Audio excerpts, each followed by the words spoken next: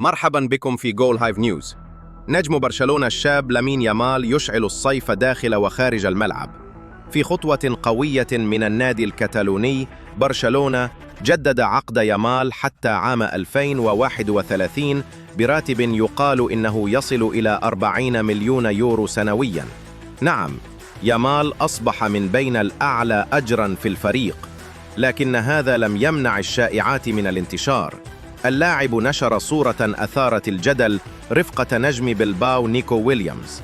الجمهور بدأ يتساءل: هل يحاول يامال إقناع نيكو بالانضمام إلى البلاوغرانا؟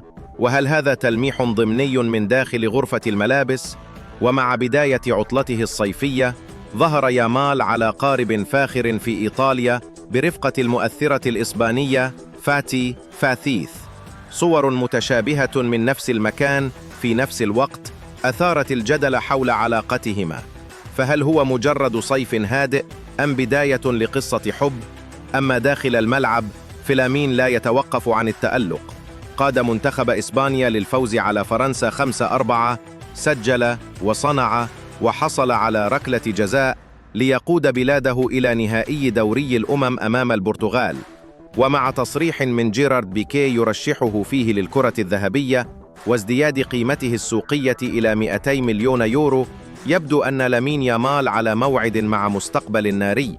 هل تعتقدون أن هذا اللاعب هو الوجه القادم لكرة القدم العالمية؟ اكتبوا رأيكم في التعليقات، ولا تنسوا دعمنا بالإعجاب والاشتراك، فهنا دائما تكتشفون الوجه الآخر لكرة القدم. كان معكم جول هايف نيوز، إلى اللقاء.